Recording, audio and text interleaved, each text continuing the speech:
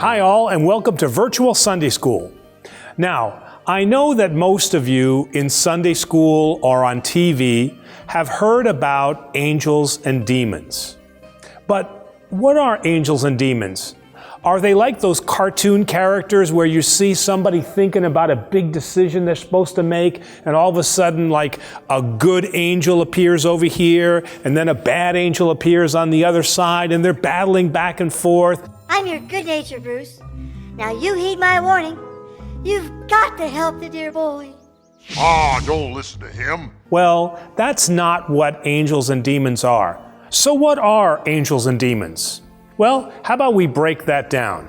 Some people think that angels are beautiful women with wings, or they're the supernatural warriors. They're not necessarily not that, but at the same time, they're kind of right. So, for example, you see some pictures of angels right behind me. So there's a picture of an angel, and you see that the angel has wings. And over here, you probably recognize the icon of our church, and you see the angel speaking to the Virgin Mary. And here on the fans that we carry when we have the Divine Liturgy, you see another angel here, and they've got wings.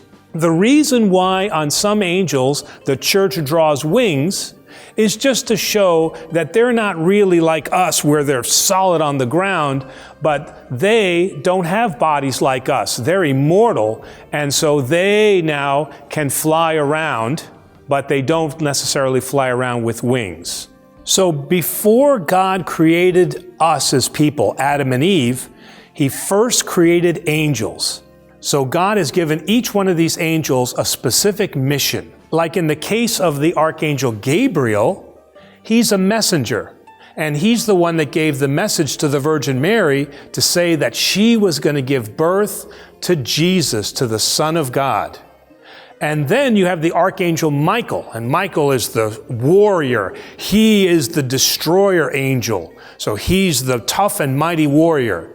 And then you have the seraphim and the cherubim, and they're the ones that continuously for all time circle and fly about the throne of God, singing something that we do in liturgy every Sunday: Holy God, Holy Mighty, Holy Immortal. And there was a supreme angel, the one who was closest to God, who was most trusted by God above all other angels. And I bet you don't know what his name was, or do you? His name was Satan. What? How could he have been the most trusted angel? Well, he was. And in the beginning, that wasn't his name. Satan wasn't his name.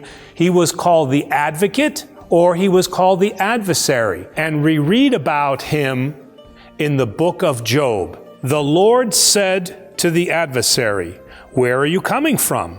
And the adversary answered the Lord and said, "I was on earth and walking around there and saw your servant Job." So what happened? How did he go from being the most trusted angel to now becoming Satan? Well, he fell victim to what Adam and Eve fell victim to, and what a lot of us fall victim to is the sin of pride. He thought he was better than God. He thought he was more powerful than God. And so he was banished from the kingdom of heaven, not only Satan, but all of his followers. And they were banished to the earth. And this is now where we have demons. So, what are demons?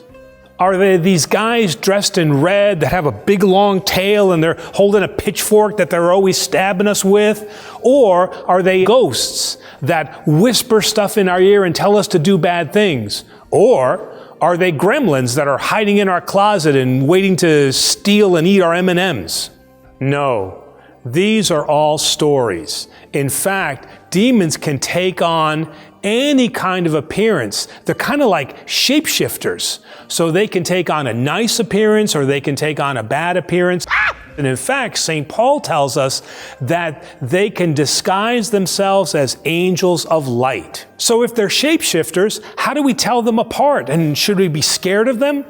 No, Because, as you remember from an earlier Sunday school video that I did, what did I tell you? I told you that you were soldiers of Christ, that you have the armor of wisdom, and you've got the sword in your hand. And what does that sword do? That sword cuts through all of the lies, and it gives you the wisdom that you need, because all of us live in the body of Christ. We receive communion and we come to church, and through Jesus, we are protected from those demons. So we don't need to be scared of the demons, because we have the power of God, we have the power of Jesus. And through our learning and our parents and church and Sunday school, we have this great sword, and that sword, as soldiers of Christ, will protect us. So join us next week when I'm going to tell you the story of how Jesus battled a lot of demons called Legion.